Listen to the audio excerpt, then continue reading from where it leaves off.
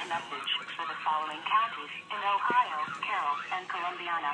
The National Weather Service in Pittsburgh has issued a tornado warning for northeastern Carroll County and east central Ohio, western Columbiana County and east central Ohio until 5:45 p.m. Eastern Daylight Time.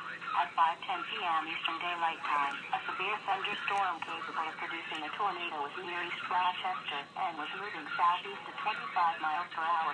Locations impacted include East Rochester, Augusta, Millport, Mechanicstown.